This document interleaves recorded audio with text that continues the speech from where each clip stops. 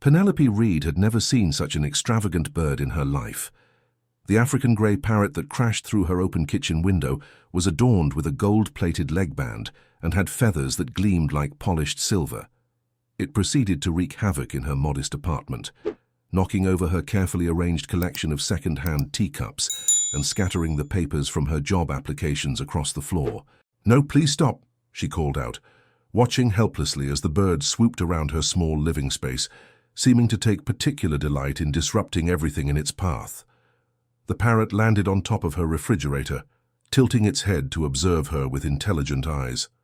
Penelope lived in the less affluent part of town, in a tiny apartment she could barely afford on her waitressing salary. The appearance of this clearly expensive pet was as out of place as a diamond in a coal mine.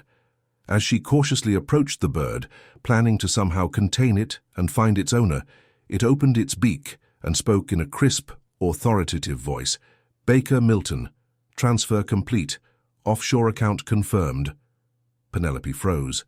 The parrot continued, mimicking what was clearly a conversation it had overheard. "The auditors won't find anything. Everything's been moved." Her heart began to race. Whatever this bird had witnessed, it seemed far more significant than simple household gossip. The parrot tilted its head again, fixing her with one beady eye. "Remind me to destroy the documents," it squawked, in a different voice this time, younger, more nervous. Before Penelope could process what she'd heard, there was a sharp knock at her door. Through the thin walls, she heard a man's voice. "My parrot flew in this direction. Has anyone seen it?" The bird immediately grew agitated, fluttering its wings and making small, distressed sounds. Something about its reaction made Penelope hesitate. Instead of answering, she remained silent, watching as the parrot settled onto her kitchen counter, seeming to make itself smaller. Another knock, more insistent this time. "I'm willing to offer a substantial reward for my bird's return." Penelope looked at the parrot, then at her door. The voice outside belonged to someone clearly wealthy enough to own such an exotic pet. The reward money could help with her mounting bills and the medication her grandmother needed. Yet something felt wrong about this situation.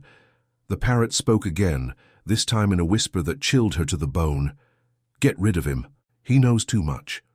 Standing in her tiny kitchen, surrounded by scattered papers and broken teacups, Penelope Reed realized she had stumbled into something much bigger than a lost pet. The question was, what should she do about it? Through her window, she could see an expensive black car parked outside, its tinted windows concealing whoever waited inside. More voices joined the first one, and the knocking grew louder.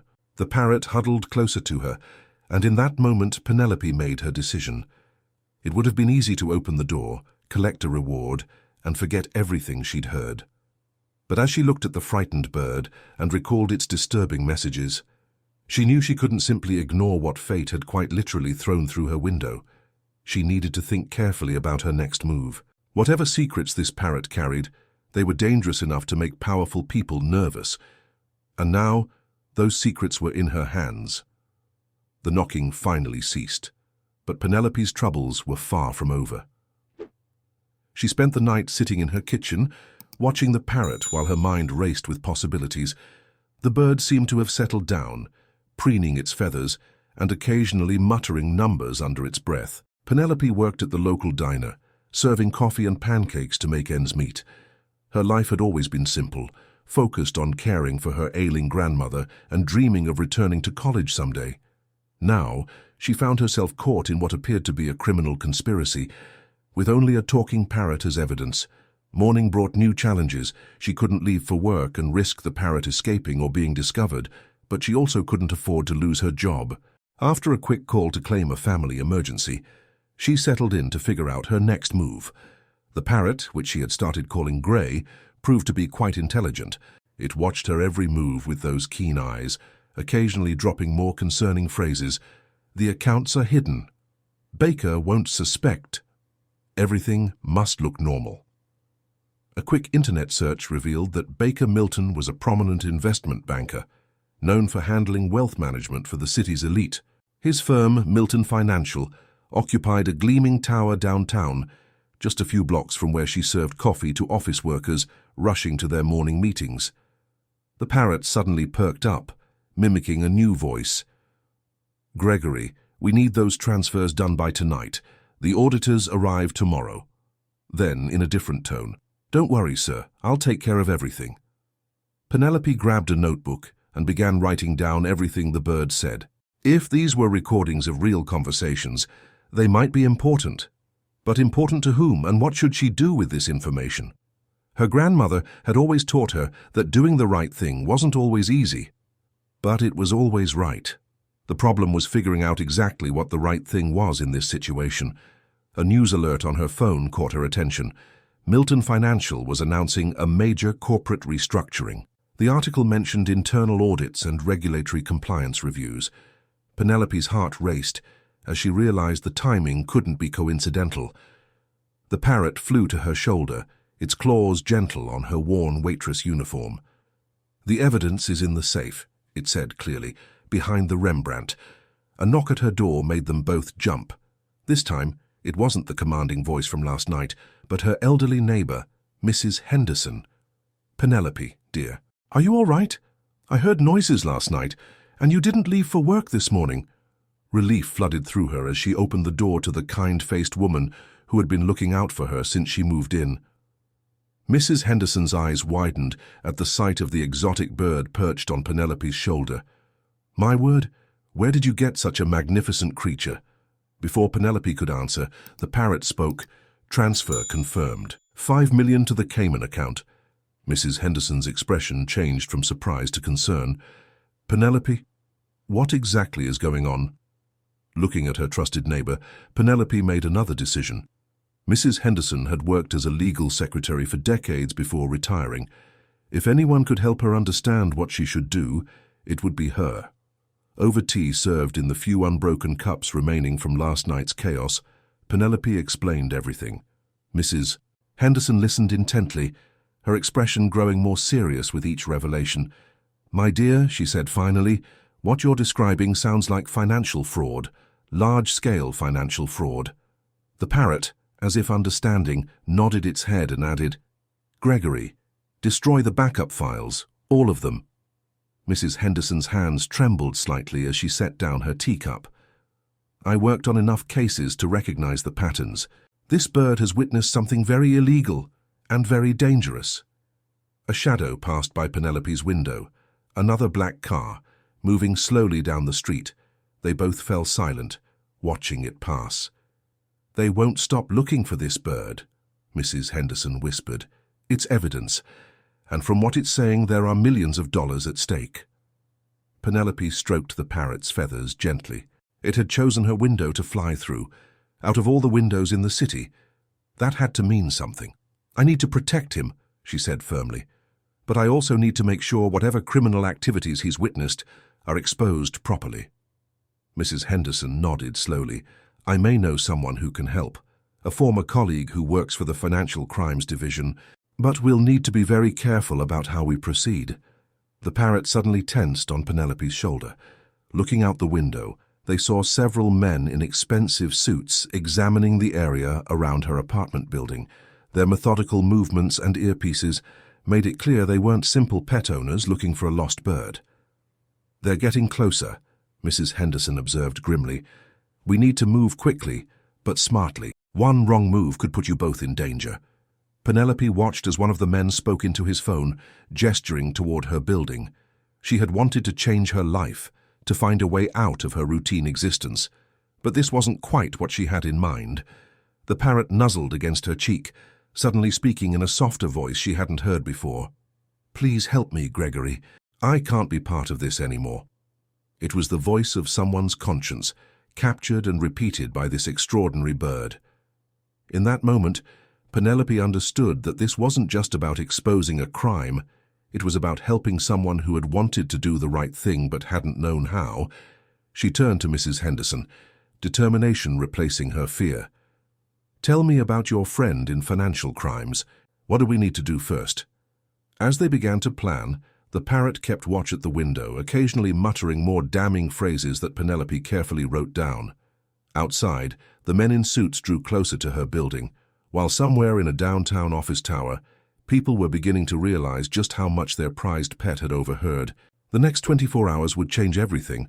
Not just for Penelope, but for everyone involved in whatever scheme this bird had witnessed.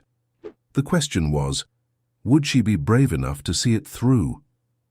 Looking at the parrot's intelligent eyes, she knew she had no choice. Sometimes life puts you exactly where you need to be, even if it's not where you expected to end up. For Penelope Reed, that place was in her tiny kitchen, with a talking parrot and a growing list of incriminating evidence that could bring down some very powerful people. Mrs. Henderson placed a reassuring hand on her arm. "Remember, dear, the truth always finds its way out. We just need to make sure it finds its way out safely." The parrot bobbed its head in agreement, adding one final phrase that sent chills down their spines. "The whole system is corrupt. Every last penny." Mrs. Henderson's connection to the Financial Crimes Division came in the form of Robert Pierce, a seasoned investigator with kind eyes and a weathered face that had seen too many schemes and scams over the years. He arrived at Penelope's apartment dressed as a maintenance worker, tool belt and orly, while the men in suits continued their surveillance from the street. "Quite the situation you found yourself in," Robert remarked quietly, watching the parrot pace along Penelope's kitchen counter. The bird had been unusually quiet since his arrival, studying him with those intelligent eyes that seemed to miss nothing. "Tell me everything you've heard," Robert said, pulling out a small recorder. "Every name, every number, every conversation." Penelope shared her notebook, filled with the parrot's revelations. As Robert read, his expression grew increasingly grave. The bird chose that moment to speak again, this time in a voice trembling with anxiety. "The pension funds, all of them, they'll lose everything." Robert's head snapped up. "That's new information. What pension funds?" The parrot continued, switching between voices in a conversation that made everyone in the room grow pale. The teachers' pension fund was the easiest to access. No one looks too closely at municipal accounts. Use the market volatility as cover. When it all crashes, we'll blame the economy. By the time anyone realizes, the money will be long gone. Robert was typing rapidly on his phone. "This is bigger than we thought. They're not just moving money between accounts, they're stealing from pension funds, teachers, probably other public servants too." Penelope felt sick. She thought about her old high school teachers, people who had spent their lives educating others, planning for a retirement they might never see. The parrot hopped closer to her, as if sensing her distress. Mrs. Henderson spoke up, her voice firm despite her age. "We need to move both Penelope and the bird to a safe location. Those men outside aren't just looking for a pet, they're trying to hide evidence of massive fraud." Robert nodded, but before he could respond, the parrot suddenly became agitated. "Car coming! Black car! Hide everything!" They rushed to the window. A sleek black sedan had pulled up directly in front of the building.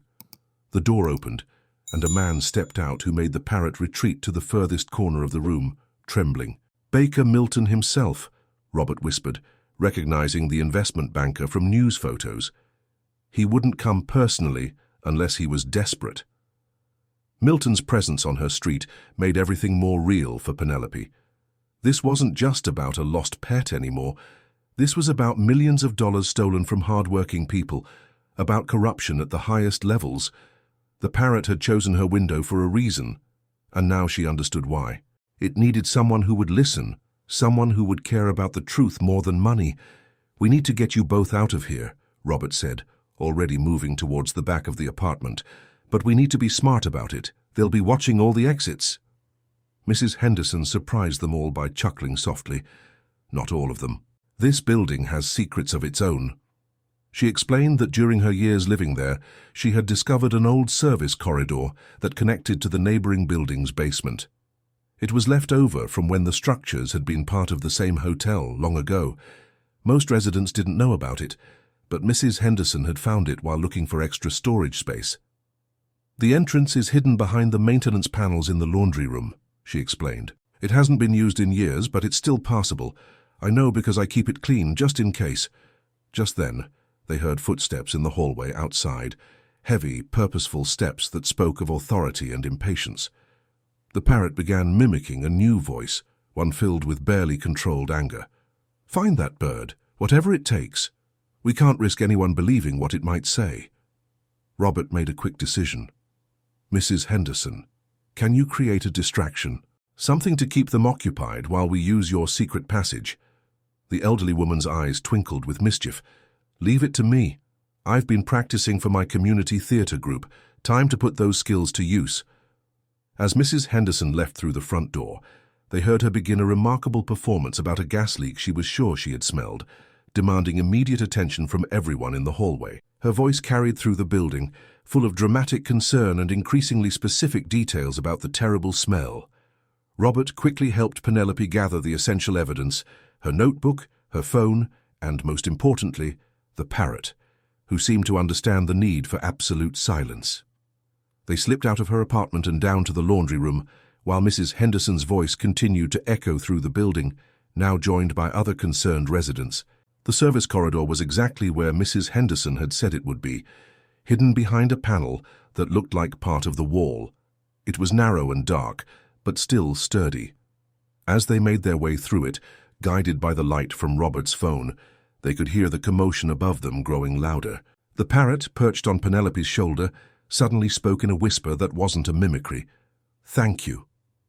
It was the first time it had spoken in what seemed to be its own voice, not a repetition of something it had heard. They emerged in the basement of the neighboring building, which housed a small family-owned grocery store. The owner, Mr. Chen, was checking inventory when they appeared. He took one look at Robert's badge, which the investigator quickly flashed, and simply nodded, pointing them toward his back door without asking any questions. As they slipped into the alley behind the store, they could hear sirens approaching, not for them, but responding to Mrs. Henderson's gas leak report. The distraction had worked perfectly, creating enough chaos to cover their escape. Robert led them to an unmarked car parked several blocks away. As they drove through the city, Penelope watched her apartment building disappear in the side mirror. The parrot remained unusually quiet, but its eyes were alert, watching everything. "Where are we going?" Penelope asked finally, realizing she had just left everything behind, her job, her home, her normal life. "Somewhere safe," Robert assured her. "A place where you and our feathered friend can help us document everything he's heard. We need to build an airtight case." The parrot suddenly spoke again in that nervous voice they had come to associate with someone named Gregory. "The backup files. I kept copies, hidden them where they'll never look. Insurance, just in case." Robert's eyes lit up. "Now that's interesting. Very interesting indeed." As they drove through the city, Penelope realized that her life had changed irrevocably the moment that parrot flew through her window. But looking at the bird, hearing the evidence of crimes that had hurt so many people, she knew she had made the right choice. Sometimes doing the right thing meant leaving everything behind and stepping into the unknown. The parrot nuzzled against her cheek again, as if in agreement. Together they had started something that couldn't be stopped. The truth was finally finding its way out, one remembered conversation at a time. In the rearview mirror, she caught a glimpse of the city skyline, where the Milton Financial Building stood gleaming in the sunlight. Soon, that gleam would be tarnished by the truth, and all because a parrot had chosen her window, out of all the windows in the city, to fly through. Mrs. Henderson had stayed behind to maintain their cover story, but her words echoed in Penelope's mind. The truth always finds its way out. Looking at the parrot, who had risked everything to escape with its recorded evidence, she knew that sometimes the truth needed a little help finding its way, and sometimes that help came in the most unexpected forms. The safe house turned out to be a modest cottage on the outskirts of town, surrounded by old oak trees that provided natural cover from prying eyes. Robert had chosen it carefully, isolated enough to be secure, but close enough to the city to maintain contact with his team. Inside, Penelope discovered a simple but comfortable living space that would become their home for the foreseeable future. The parrot immediately took to a perch by the window, where it could keep watch while continuing to reveal its stored memories of conversations that painted an increasingly disturbing picture of corruption. "We need to find Gregory," Robert said, after another session of recording the parrot's revelations. "From what we're hearing, he was their inside man, but something changed. He started keeping evidence, backing up files. He wasn't comfortable with what they were doing anymore." The parrot had taken to mimicking Gregory's voice more frequently now, as if trying to tell them something important. Can't sleep anymore. All those people's savings, their retirements. Penelope, who had been documenting every word, looked up from her notebook. He has a conscience. That's why they're so desperate to find the parrot. It's not just what it heard, it's what Gregory might have told it. Their breakthrough came during a quiet afternoon when the parrot suddenly perked up and delivered a complete conversation it had witnessed. "Gregory, you've been acting strange lately. Just tired, Mr. Milton. The extra hours. You're not having second thoughts, are you? Remember who got you this position, who paid for your mother's medical care. No, sir, no second thoughts." "Good, because if you ever betray me, it won't just be you who suffers. Your mother's care facility is quite expensive, isn't it?" Robert immediately began making calls. Within hours, they had a last name for Gregory Thompson and an address for a care facility on the other side of town. The parrot became increasingly agitated as they discussed Gregory, flying from perch to perch and repeating fragments of conversations that revealed the young man's growing distress over his role in the scheme. It was clear that the bird had formed a bond with him, perhaps recognizing in Gregory someone else who needed to escape Milton's influence. "We need to find him before they do," Penelope insisted. "The parrot trusted me. Now we need to trust what it's telling us about Gregory." Robert agreed, but urged caution. "Milton's people will be watching his mother's care facility. We need to be smart about this." They spent days planning their approach, while the parrot continued to provide new details. They learned that Gregory had been Milton's assistant for years, gradually being pulled deeper into the fraudulent schemes. The pension fund theft was just the latest and largest in a series of financial crimes that had grown increasingly bold. Through it all, Penelope found herself developing a deeper connection with the parrot. Late at night, when she couldn't sleep, she would sit by its perch and talk softly about her own life. Her dreams of going back to school, her struggle to care for her grandmother, her fear of never breaking free from the cycle of living paycheck to paycheck. The parrot listened with what seemed like genuine interest, occasionally offering sounds of comfort that weren't mimicry, but its own way of communicating. It was during one of these late-night conversations that the bird revealed something crucial. "Safety deposit box," it said suddenly in Gregory's voice. "First National Bank, box 23117. Penelope immediately called Robert, who had been staying in a nearby motel. This was exactly the kind of lead they needed, concrete evidence that could be traced and verified. While Robert began the process of legally accessing the safety deposit box, Penelope received an unexpected call from Mrs. Henderson. Her elderly neighbor had been keeping tabs on the situation through her extensive network of friends and fellow retirees who seemed to know everything that happened in the city. "Milton's getting nervous," Mrs. Henderson reported. "He's called an emergency board meeting for tomorrow. My friend's daughter works as a cleaner in their building. She says they're shredding documents by the boxload." The parrot, hearing this, became extremely agitated. "The backup drive, hidden behind the painting, get it now." Robert made another series of calls, and within hours had confirmation. Gregory Thompson had stopped showing up for work several days before the parrot's escape. His apartment had been searched, but neighbors reported seeing him leave with a small bag late one night. "He's running," Robert concluded, "but he left breadcrumbs for us to follow. The safety deposit box, the backup drive. He planned this." Penelope looked at the parrot with new understanding. "And he used you to make sure the evidence would be found. That's why you came to my window. You were looking for someone who would listen." The bird bobbed its head in what seemed like agreement, then added in Gregory's voice, "The truth has to come out, no matter what happens to me." Their careful planning was interrupted by urgent news from Mrs. Henderson. Milton's people had started asking questions around Penelope's old neighborhood, showing Gregory's picture.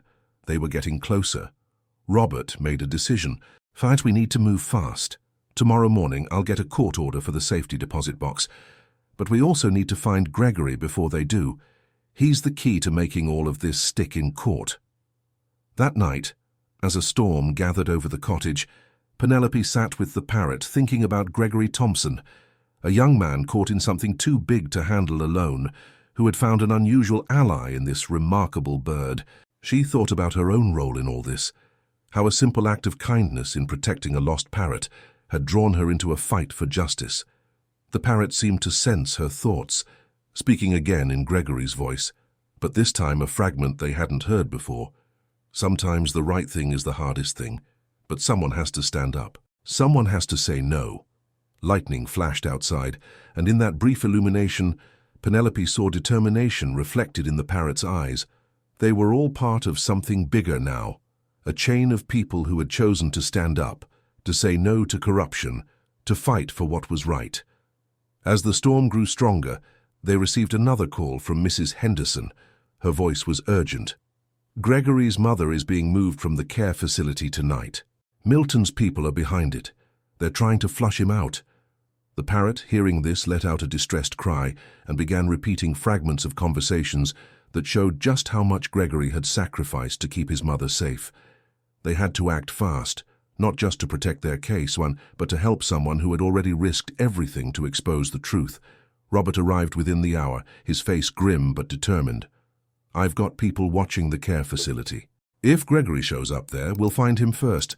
But we need to be ready. Tomorrow is going to change everything." As they prepared for what would be the most crucial day of their investigation, Penelope realized that the parrot had gone quiet, watching them with an intensity that seemed to hold years of secrets. Tomorrow would indeed change everything, but first they had to make it through the night, and the storm was only getting stronger. Dawn broke over the cottage with the remnants of the storm still lingering in the air. Penelope had barely slept, spending most of the night documenting new revelations from the parrot, which seemed more agitated than ever. The bird kept returning to one particular phrase in Gregory's voice. "Mom's medicine schedule can't be interrupted. She needs consistency." Robert arrived early, bringing news that would change their plans entirely. "So Gregory's mother disappeared from the care facility before our people could arrive," he reported grimly. "But one of the nurses slipped us a note. Apparently, Gregory had given her instructions for exactly this situation." The note, written in hurried handwriting, contained just 3 words: "Remember the garden." The parrot, upon hearing this, burst into an excited flurry of movement, repeating a conversation they hadn't heard before. "The community garden. Mom, remember, where we used to go on Sundays. Oh, Gregory, those were such lovely days. Before I got sick. We'll have more days like that, I promise." Robert was already on his phone, searching. "There's a community garden in the old historic district. It was part of the original hospital grounds before they converted the building into apartments." "The hospital where Gregory's mother used to work as a nurse," Penelope added, remembering details from their investigation. "Hi, before she got sick." The parrot seemed to confirm their theory, speaking in Gregory's voice again. "Sunday meetings, safe place, away from Milton's eyes." They had to move carefully. If they had figured out the meaning of the note, Milton's people might have too. Robert called in several trusted officers to survey the area while maintaining their watch on the bank, where the safety deposit box waited. Penelope prepared to leave with the parrot, but the bird had other ideas. It became extremely agitated when she tried to move it from its perch, repeating urgently, "Evidence first, files first." "It's right," Robert said. "We need to secure what's in that safety deposit box. The bank opens in an hour. I've got the court order ready. But we can't risk taking the parrot there." It was decided that Robert would go to the bank while Penelope, accompanied by 2 plainclothes officers, would check the community garden. The parrot would stay at the cottage under protection, having made it clear that it understood the importance of remaining hidden. Before leaving, Penelope knelt by the parrot's perch. "We'll find him," she promised. "We'll make sure both Gregory and his mother are safe." The bird gently preened her hair in response, then spoke in its own voice, not a mimicry. "Be careful." The community garden was larger than expected, a maze of small plots and gathering areas hidden behind the old hospital building. Many of the plots showed signs of recent care. This was still an active part of the community, even in the early morning hours. Penelope and the officers split up, maintaining radio contact as they searched the grounds. She found herself drawn to an area near the back wall where an ancient apple tree spread its branches over several small plots. As she approached, she noticed something odd about one of the garden boxes. Unlike the others, which were bursting with vegetables or flowers, this one contained only a single rose bush. The soil around it looked recently disturbed. Her radio crackled. Robert's voice came through, tight with excitement. Safety deposit box contained a USB drive and documents. It's all here. Transaction records, account numbers, everything. Gregory left us a complete trail. Before Penelope could respond, she heard footsteps on the gravel path. Ducking behind the apple tree, she saw a figure hurrying toward the rosebush plot. Even in the dim morning light, she recognized him from the photos, Gregory Thompson. He was thinner than in the pictures, his clothes wrinkled as if he'd been wearing them for days. He knelt by the rosebush and began to dig with his bare hands. Penelope stepped out from behind the tree. "Gregory!" He spun around, terror evident on his face until he saw her properly. You're the one who has him, my parrot." "He's safe," she assured him, keeping her voice gentle. "He led us to you. He's been helping us understand everything." Gregory's shoulders sagged in relief. "I trained him to remember, to record everything. I knew nobody would suspect a parrot of being the key witness to all of this." He looked at the disturbed earth by the rosebush. "There's more evidence here. I've been gathering it for months, keeping copies everywhere I could think of." "Milton's looking for you," Penelope warned. "He had your mother moved." "She's safe," Gregory interrupted. "That nurse, she helped us plan this months ago. Mum's staying with my aunt in another state. Milton doesn't know about her." He managed a small smile. "I made sure that connection was buried deep. Had to protect her." The sound of more footsteps interrupted them. The plainclothes officers emerged from different directions, responding to Penelope's earlier signal. Gregory tensed until she explained who they were. "We need to get you somewhere secure," one of the officers said. "Mr. Pierce is waiting with the evidence from the bank, with your testimony and documentation." Gregory nodded, but then looked at Penelope intently. "My parrot. Is he still repeating everything? Still remembering?" "Everything," she confirmed. "He's been crucial to piecing it all together, but more than that, I think he really cares about what happens to you." For the first time, Gregory's face softened with genuine emotion. "I got him when I first started working for Milton. He became my conscience in a way. When things started going bad, when I realized what Milton was really doing with those pension funds, talking to him helped me find the courage to start gathering evidence." They carefully dug up the waterproof container Gregory had buried by the rosebush, adding more documents to their growing collection of evidence.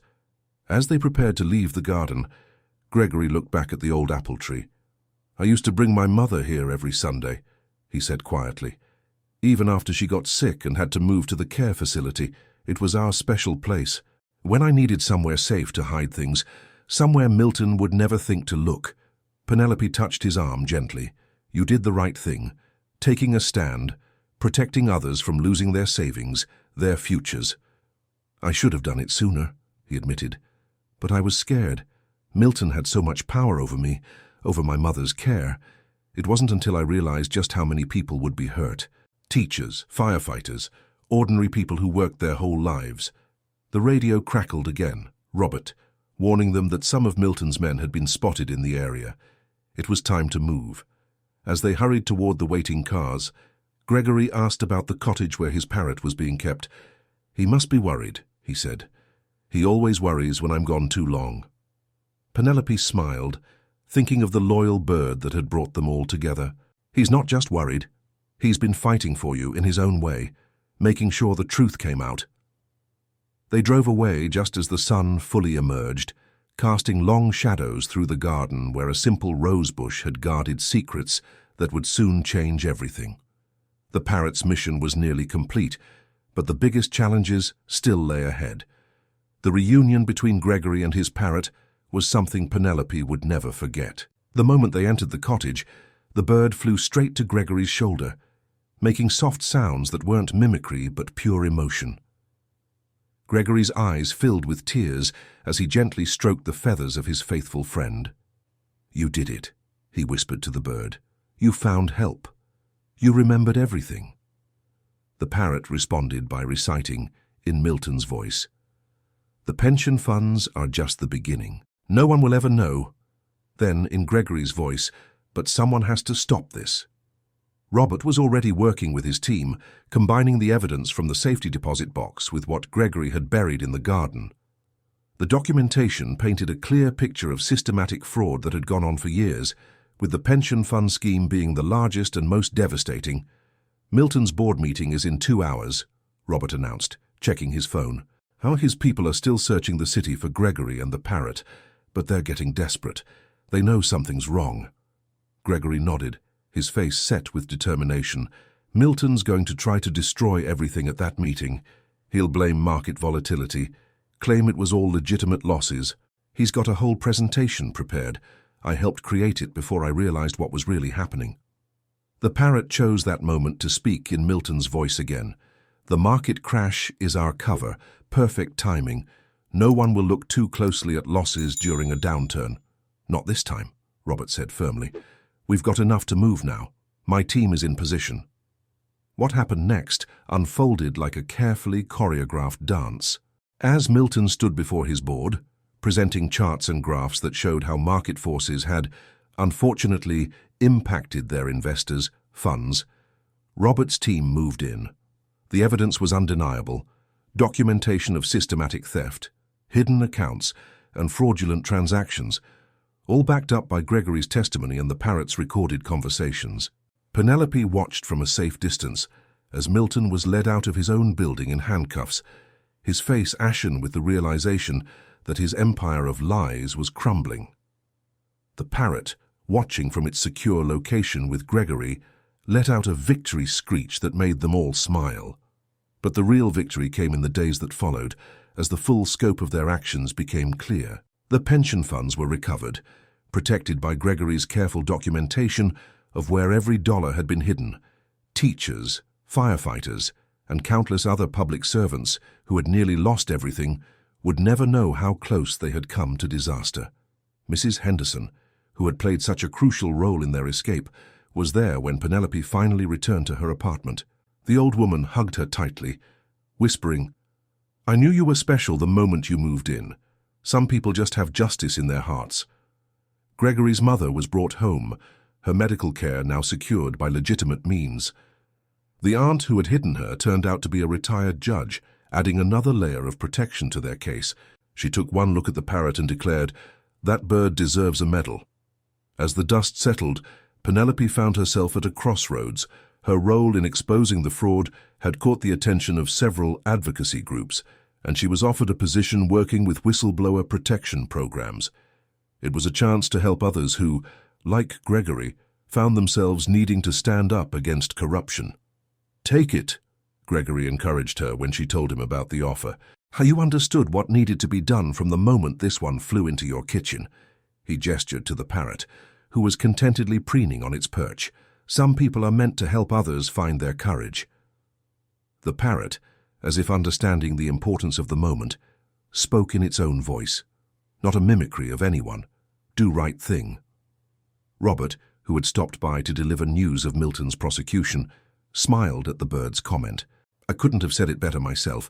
You know, in all my years investigating financial crimes, I've never had a witness quite like this one." The Parrot puffed up with pride, then delivered one final Milton quote that made them all laugh. "Nobody will ever figure it out. It's perfect." Life began to settle into a new normal. Penelope accepted the position with the whistleblower protection program, finding fulfillment in helping others navigate the challenging path of exposing wrongdoing. Her small apartment became a gathering place for an unlikely family: Mrs. Henderson with her community theatre stories, Gregory and his mother on their good days, Robert stopping by with updates on other cases, and of course, the Parrot, who had decided that Penelope's kitchen window was its favorite perch in the world. 1 year after the Parrot first crashed through her window, Penelope sat in her kitchen, sharing tea with Gregory and Mrs. Henderson. The Parrot moved between them, accepting treats and occasionally offering commentary in its extensive collection of voices. Gregory had found his own path forward, working with financial oversight committees to prevent others from exploiting pension funds. His mother, though still needing care, was thriving in a new facility where she could tend a small garden, a reminder of those precious Sunday mornings. Mrs. Henderson had become something of a local celebrity in her community theatre group, often joking that her gas leak performance had been her finest role. She remained a steady presence in their lives, her wisdom and quick thinking having earned her a special place in their unusual family. The parrot, while still keeping its remarkable memory for conversations, had developed more of its own voice. It still helped with cases sometimes. Robert occasionally brought over recordings of suspicious financial calls for the bird to analyze, its uncanny ability to spot deception patterns proving invaluable. But more than that, it had become a symbol of how the most unexpected things can lead us to our true paths. Its random flight through Penelope's window had set in motion a chain of events that had saved thousands of people from financial ruin, brought down a corrupt empire, and helped several lost souls find their way to something better. "You never know what's going to fly through your window," Mrs. Henderson mused, watching the parrot share a cookie with Gregory. "The question is whether you're brave enough to help when something does." Penelope smiled, thinking of that first night, when she had chosen to protect a frightened bird instead of turning it over to the men searching for it. Sometimes the smallest choices lead to the biggest changes. The parrot, as if reading her thoughts, flew to her shoulder and spoke in its own voice, "Family now." And that was what they had become, a family brought together by a parrot's flight to freedom, bound by their shared commitment to doing what was right, no matter the cost. Their lives had all changed dramatically since that stormy night, but as Penelope looked around her kitchen at the unlikely group gathered there, she knew they had changed for the better. The sun was setting outside, casting long shadows through the kitchen window, the same window that had started it all. The parrot flew over to perch there, silhouetted against the golden light. It looked out at the city skyline, where the Milton Financial Building no longer bore its founder's name, then turned back to look at its chosen family with clear, bright eyes.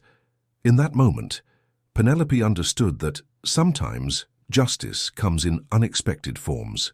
Sometimes it takes a lost parrot, a worried whistleblower, a clever elderly neighbor, and a waitress who chose to listen, all brought together by fate and courage, to show that one small act of kindness can bloom into something powerful enough to change the world. The parrot had one last quote to share, this time in Gregory's voice from long ago. "Sometimes the right thing is the hardest thing, but someone has to stand up. Someone has to say no." Looking at her assembled family, Penelope knew they had all stood up when it mattered. They had all said no to corruption and yes to justice, no to fear and yes to courage, no to looking the other way and yes to standing together. And it had all started with a parrot choosing the right window to fly through. The bird settled contentedly on its perch, watching over them all with those clever eyes that had seen so much and remembered everything. It was no longer just a witness to secrets. It was a reminder that truth finds its way out when good people choose to help it along. As the evening wound down and stars began to appear in the darkening sky, Penelope realized that her life had become something she never could have imagined. Not easier, certainly not simpler, but undeniably richer and more meaningful. She had found her purpose, her family, and her place in the world. All thanks to a parrot who knew that sometimes the most important thing you can do is remember, and the second most important thing is finding someone who will listen. Thank you for joining me on this journey into the world of captivating stories. I trust you found today's narrative as engaging as I did. If you enjoyed this exploration into fascinating and compelling narratives, kindly indicate your appreciation by liking this video. Are you watching on mobile? Show your appreciation with a double tap for hype. For more captivating stories and journeys into the heart of compelling storytelling, please subscribe to the channel and activate notifications so you don't miss a single upload. Your thoughts and interpretations are most welcome. Please share your perspectives on today's story in the comments below. And if you believe others would find this content engaging, please consider sharing the video with your network. Until our next journey into the world of captivating tales, I bid you farewell.